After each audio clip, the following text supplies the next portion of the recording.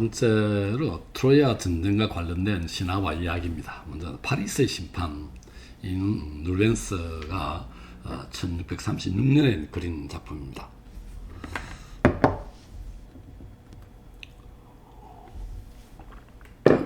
여기 보면은요, 제일 왼쪽에 있는 게 에로스입니다. 그 다음엔 아테네, 그다음 아프로디테, 그 다음에 등을 모이고 있는 이게 헤라죠, 헤라고. 그 다음에 헤르메스, 전령이죠, 전령의 신. 그 다음에 그 목동으로 앉아 있는 사람이 파리스입니다. 이게 파리스 심판인데, 에로스는 아프로디테의 아들이죠. 이게 이걸 잠깐 왜 이런 그림이 나오게 된 이유를 설명하면은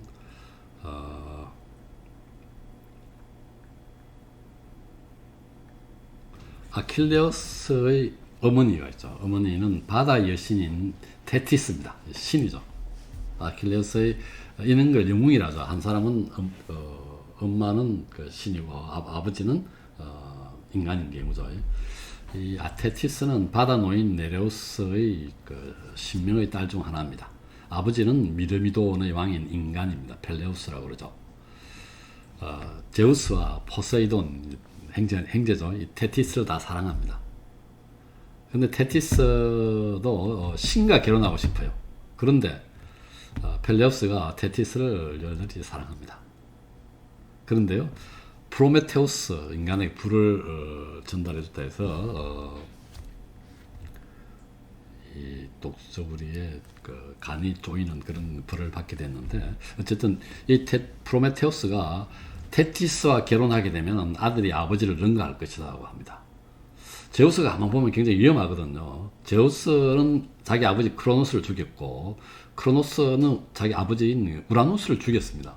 사실 신화에서 이렇게 세대 교체를 이런 식으로 아들이 아버지를 죽임으로써 이루어지는 그런 형태로 전개시켰다고 볼 수가 있는데, 어쨌든 제우스 입장에서는 테티스가 신과 결혼하게 되면은, 혹은 자기와 결혼해도 그렇죠. 이게 포세이돈과 결혼해도 그렇고, 자기가 결혼하게 되면, 지가 테티스와 결혼하게 되면 아들에 의해서 죽게 되죠. 그래서 제우스와 포세이돈이 이제 둘이서 담합을 해서 테티스를 인간과 결혼시키기로 합니다. 그래서 테티스는 그 펠레우스와 결혼 안 하려고 변신을 많이 하죠. 그렇지만 끈질기게 펠레우스가 구원을 하게 됩니다. 그래서 테티스와 펠레우스가 결혼하게 되는데, 이날 불화 여신인 에리스를 초청하지 않습니다. 않았는데, 이 에리스가 자기가 초청되지, 모든 신들을 다 초청했겠죠.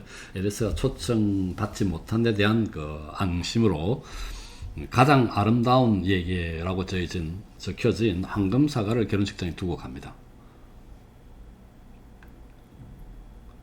그래서 여기서 서로 자기가 아름답다고 해가지고 우긴 사람이 세 사람이 최종적으로 남게 됩니다. 헤라죠. 제우스의 아내이면서 제우스의 누이죠. 그다음 아테네, 제우스의 딸. 그다음 아프로디테, 미아 사랑을 나타내죠. 그래서 제우스의 딸이라 하기도 하고, 우라노스의 피와 바다의 거품이 만들어졌다고 얘기합니다. 어쨌든 세 사람이 남았습니다. 이걸 제우스가 심판을 해야 되는데 골치 아프니까요, 그 파리스한테 맡깁니다. 파리스가 누구냐면은 트로야의 왕자입니다. 즉 그 당시에는 목동으로 있었어요. 최고의 미남이라고 그러죠. 이 애가 태어날 때 불길한 태몽을 꾸게 되죠. 태불이 도시를 다 태워버리는 불길한 꿈을 꿔서 얘를 그 산에 버립니다.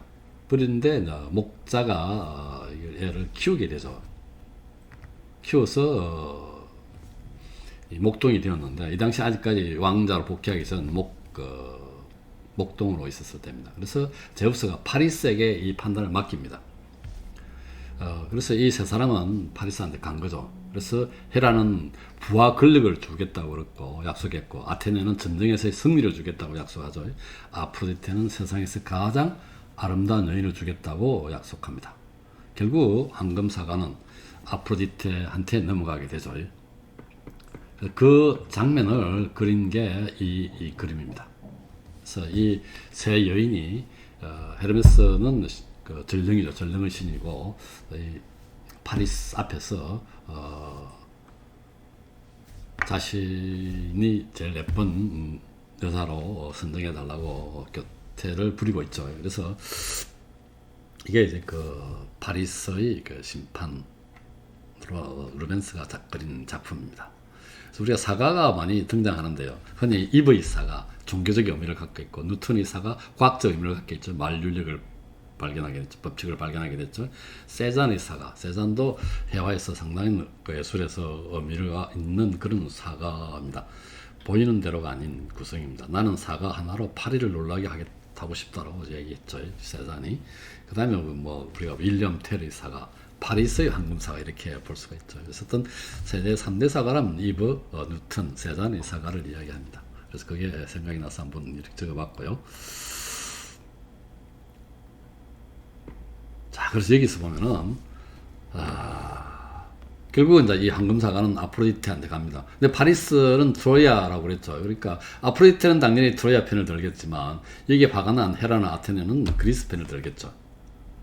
그렇습니다. 근데 여기서 우리가 하나 생각해낼 게 알레고리라는 것은 그 비유적, 은유적 표현입니다. 알레고리라고 하는데, 자, 그렇다면 인간에게 가장 중요한 게 뭘까? 권력일까? 승리일까? 부일까? 아니면 가장 아름다운 여인일까? 그게 뭘 의미하느냐? 남자, 인간에게 가장 중요한 것은 아름다운 여자인가? 뭐 이런 그 시사점을 주는 그러한 파리스의 심판입니다. 그 다음에 이제 헬레네의 청혼과 오디세우스의 꾀입니다. 헬레네는 이제 제우스가 스파르타의 왕비 레다를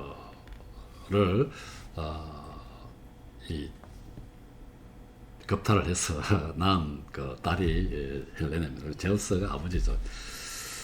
근데 이럴 때 보면 보통 이제 인간 아버지가 있죠. 원래 틴타레우스가 스파르타의 왕비의 남편이니까 틴타레스가 아버지 역할을 합니다. 그래서 이제 결혼 시기가 되니까 구원자가 넘치게 되죠. 구원자가 넘치게 되니까 오디세우스가 늦게로 냅니다. 너무 넘쳐가지고 이 분란이 일어날 수 있기 때문에, 물론 이때 그 오디세우스의 아내인 페넬로페죠. 페넬로페는 헬레네의 사촌간입니다. 사촌간인데 오디세우스가 이런 제안을 하게 되죠. 누가 헬레네의 남편이 되든지 승복하자, 깨끗하게 맹세를 받습니다. 그리고 누군가가 이 결혼을 방해하게 되면 함께 싸우기를 맹세하자라고 맹세를 받게 되죠. 그런데 여기서 선정된 사람이 아가멤논, 아까 미케네의 왕이라고 그랬죠. 동생인 누구냐면 그 스파르타의 왕인 메넬라우스입니다. 그래서 헬레네는 메넬라우스의 왕비로 간택이 됩니다. 그래서 이제 이게 우리가 나중에 그 헬레네가 트로야 쪽으로 납치를 해갔든지 자발적으로 갔든지 간에 이게 결혼이 깨지니까 이 근거에 의해서 그리스 연합군의 함대가 구성이 됩니다. 그런데 아킬레우스는 이 당시 이 맹세의 대상자가 아니었기 때문에 참전 의무는 없었습니다. 나머지 대부분의 왕들은 참전 의무 있게 되죠. 왜냐하면 이런 맹세를 했기 때문에 이 결혼을 방해하려는 트로이아에 대해서 전쟁을 선포하게 되죠. 전쟁에 가담하게 됩니다. 이게 지금 주요 신들의 편을 보면은 트로이아 편에서는 아프로디테, 아까 황금사과를 뒀던 그의 아들인 에로스, 그다음 아레스, 아폴론이 트로이아 편을 들고, 그리스는 아까 헤라와 아테네, 포세이돈이 그리스 편을 들고, 제우스와 헬메스는 중립을 지키게 됩니다. 그 다음에 헬레네의 납치라는 게 있는데, 이 그림을 보면 이 헬레네의 납치입니다. 파리스가 스파르타의 손님으로 갑니다. 근데 메넬라우스가 스파르타의 왕이었죠. 근데 메넬라우스가 외할아버지 상을 당해서 메넬라우스가 궁을 비우게 됩니다. 이 비운 사이에 아프로디테가 가장 아름다운 여인을 준다 했으니까 아프로디테의 도움으로 헬레네를 알렉산드로가 납치를 하게 되죠. 자, 이것이 납치나 자발적 도피에 따라서 상당히 달라지게 됩니다. 영화 트로이에서는 함께 도피한 걸로 나와 있죠. 이 그림을 보면은, 이 그림에서 보면은 헬레네의 납치라고 했죠. 이 화가가 그린 그림에서는 이 헬레네를 납치하는 거죠. 그 다음에 또 다른 그림 보면, 이 그림도 보면은 헬레네의 그 납치입니다. 납치라고 볼 수가 있죠. 그 다음에 이 그림은 보면은 이게 자발적으로 간 거라고 돼 있죠. 이게 납치라고 볼 수가 있겠죠. 앞에 있는 오른쪽에 있는 게 에로스가 되겠습니다. 아프로디테의 도움으로. 그래서 이게 지금 왜 이게 납치냐 도피나 자발적 의지냐에 따라서 달라지는 것이죠. 히랍에서는 세 가지 지켜야 할 것들이 있습니다. 신을 경배하라. 그 다음에 나그네에게 친절하라. 나그네에게 환대하라. 그 당시 제우스가 나그네를 변장해서 돌아다닌다고 그랬어요. 뭐 그런 말도 있고. 그래서 나그네에게 친절하라. 대신에 또 빈객의 도리를 지켜야 돼. 나그네도 마찬가지로 빈객의 도리를 지켜야 되겠죠. 그 다음에 죽은 이에게 예의를 지키라. 시신은 장례를 치르라. 이런 세 가지 지켜야 될 게 있었습니다. 따라서 납치가를 했다면 빈객의 도리에 어긋났다는 거죠. 도덕적 결함을 갖고 있습니다. 그래서 트로이아의 도덕적 약점이 돼서 납치했다면, 도피했다면 또 다른 문제겠지만요. 이렇게 자의로 헬레네가 파리스 왕조를 따라서 트로이아로 갔다면은 다르겠지만, 만약에 납치했다면 이건 또 달라지는 문제가 되겠죠. 그래서 이락군이 형성되고 이 서로가 공망을 벌일 때 이게 납치해 갔다 뭐 이렇게 이야기를 해가지고 이쪽 그리스는 그렇게 주장하고 조기는 뭐 그렇게 아니라고 주장하겠죠. 그 다음에 아킬레우스의 스틱스 강물과 뭐 여장이라는 게 있습니다. 테티스가 아까 아킬레우스의 어머니입니다. 신이죠. 이게 필멸의 인간은 항상 죽게 돼 있죠. 아킬레우스를 불사의 몸으로 만들기 위해서 아킬레우스 스틱스 강물에 담급니다. 이게 이제 그러면 몸이 불사의 몸으로 된대요. 근데 이제 이 뒤에 아킬레스 근을 잡고 담갔다는 거죠. 따라서 그 부분만, 진짜 우리가 요즘 말은 아킬레스 근입니다. 그 부분만 죽을 수 있는 요소가 되죠. 거기를 칼로 찌른다든지 창으로 찌르게 되면 죽게 되는 것이죠. 그래서 이제 우리가 아킬레스건 하는 여기서 나온 얘기입니다. 다음 트로이 전쟁에 참전하면 일찍 죽을 것임을 알았습니다. 대신에 명성은 얻을 것이죠. 그래서 어머니 테티스는 일찍 죽는 걸 싫어하니까 딸이 많은 스키로스 섬의 리오메데스 왕에게 아킬레우스를 숨깁니다. 근데 아킬레우스 없이는 전쟁에서 승리할 수 없다는 신탁에 따라서 오디세우스가 박물장수로 변장해서 이를 찾아냅니다. 아킬레우스를. 그래서 이 그림을 보면은, 여기 보면은 이 여자들 공주들을 놓고 박물을 이 장수가 우르르 했을 때 아킬레우스는 여장은 했지만 칼을 선택하게 되죠. 그래서 들키게 됩니다.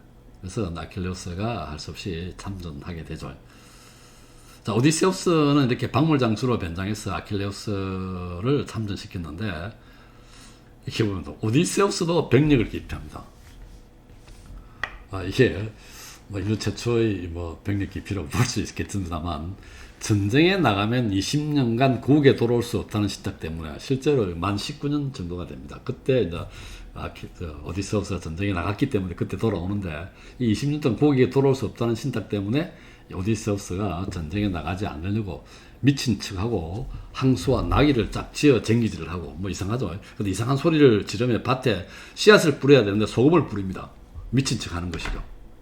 근데 메델라우스는 오디세우스가 필요했던 것이죠. 근데 여기 팔라메데스라는 사람이 이 오디세우스가 미친 척하니까 어린 아들을, 오디세우스의 아들을 갖다 밭에 그냥 놓습니다. 그러면 어떻게 되느냐?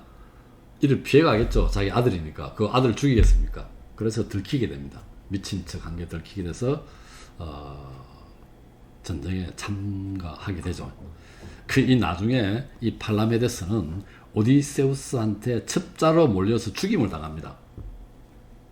전쟁에 같이 참여했다가 첩자로 몰려서 죽임을 당하고, 이 팔라메데스의 아버지 나오플리우스는 에우보이아의 왕이었는데요. 아들의 복수를 하게 되죠. 복수하기 위해서 장수의 그리스 연합군 함대에 따라갔던 장수의 아내를 유혹하여 부정을 저지르고, 그 다음에 귀환할 때 가짜 등대, 바위 쪽으로 등대를 만들어서 많은 배들이 거기 부딪혀서 침몰하게 만들죠. 기항하는 그리스 군대가 암초에 부딪혀서 침몰케 함으로써 많은 사상들을 내게 됩니다. 이렇게 복수하게 된다는 얘기고요. 그 다음 전쟁의 이유가 헬레나의 납치로 인해서 그리스 연합군과 그 다음 트로야 사이의 전쟁이었는데, 그 당시에 트로야가 조금 문명국가입니다. 저쪽에 있죠.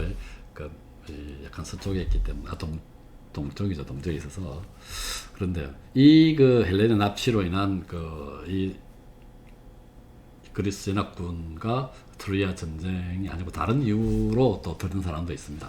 대지의 신이 인간이 너무 많다고 불평을 하니까 제우스가 인간 수를 좀 줄이기 위해서 전쟁을 일으켰다는 설이 있고요. 그 다음에 그리스는 산이 평야가 별로 없어요. 다 산이고 뭐 이래서 밀이 주식인 밀 생산지가 별로 없습니다. 그래서 밀을 수입을 하게 되는데, 밀 수입 루트가 보면은 시칠리아섬하고 그다음 이집트하고 그다음 흑해 연안입니다.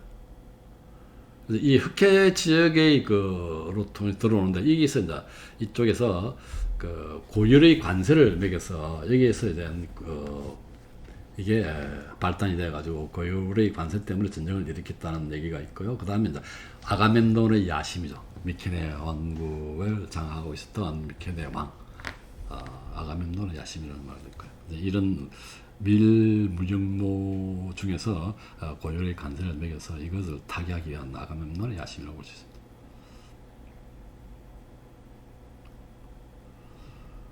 자, 여기서도 잠깐 끊어 가겠습니다.